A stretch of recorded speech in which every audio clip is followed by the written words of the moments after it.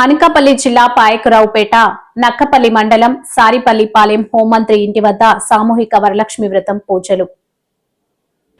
అనకాపల్లి జిల్లా పాయకరావుపేట నక్కపల్లి మండలం సారిపల్లిపాలెం హోంమంత్రి ఇంటి వద్ద సామూహిక వరలక్ష్మి వ్రతం పూజలు. హోంమంత్రి అనిత ఆధ్వర్యంలో సామూహిక వరలక్ష్మి వ్రతం పూజలు. శ్రావణ మాసం ఆఖరి శుక్రవారం సందర్భంగా ప్రత్యేక పూజలు. పెద్ద సంఖ్యలో తరలివచ్చి వ్రతంలో పాల్గొన్న మహిళలు వరలక్ష్మీదేవిని శోభాయమానంగా అలంకరించి సాంప్రదాయ పద్ధతుల్లో ప్రత్యేక పూజలు. ఈరోజు చాలా శుభదినం. ప్రతి సంవత్సరం లాగానే ఈరోజు వరలక్ష్మి వ్రతకల్పం అన్నది ఈరోజు మా ఇంటి దగ్గర, మా కాన్స్టిట్యున్సీలో మా ఇంటి దగ్గర ఈరోజు జరుపుకోవడం అన్నది నిజంగా పూర్వజన్మ సుకృతం కింద భావిస్తున్నా.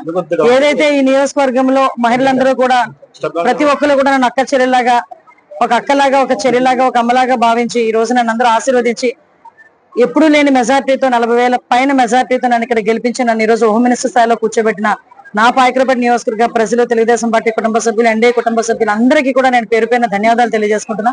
ప్రతి సంవత్సరం కూడా మీ అందరికీ తెలుసు ఈ వరలక్ష్మి వ్రతం అనేది ప్రతి సంవత్సరం అందరు మహిళలతో చేసుకోవడం అనేది మీ అందరికీ కూడా తెలుసు. దానిలో భాగంగానే ఈసారి 4వ శుక్రవారం ఈ రోజు ఇక్కడ మా ఇంటి దగ్గర వరలక్ష్మి వ్రతం అన్నది అత్యంత వైభవంగా జరుపుకోవడం అనేది నాకు పూర్వజన్మ సుకృతంగా భావిస్తున్నాను. దీనికి సహకరించి చాలా మంది మహిళలు ఈ రోజు వచ్చి నన్ను ఆశీర్వదించి ఇక్కడికి వచ్చి వెళ్ళారు.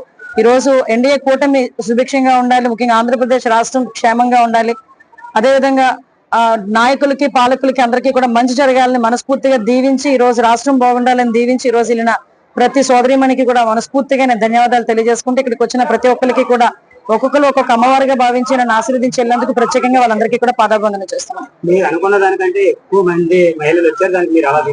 చాలా హ్యాపీ అండి. నాకు అదృష్టం ఏంటంటే పాయకరావుపేట నియోజకవర్గంలో మహిళలందరూ వాళ్ళ ఇంట్లో ఆడపిల్లగా నన్ను భావించుకుంటారు. దానిలో భాగంగానే నేను ఎవరికి పిలిచింది లేదు. ప్రతి సంవత్సరం పలానా శుక్రవారం చేస్తామని అందరికీ తెలుసు.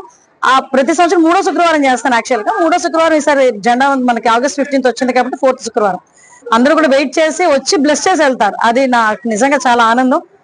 నిజంగా చెప్తున్నానండి, పాయకరావుపేటలో నేను ఉండడం ఒక పక్క తెలుగుదేశం పార్టీ తరఫున చంద్రబాబు నాయుడు గారికి కృతజ్ఞతలు తెలియజేసుకోవాలి, ఎన్డీఏ కూటమి కృతజ్ఞతలు తెలియజేసుకోవాలి. అతి ముఖ్యంగా నా పాయకరావుపేట ప్రజలు మాత్రం ఎప్పుడు కూడా రుణపడి ఉంటాను.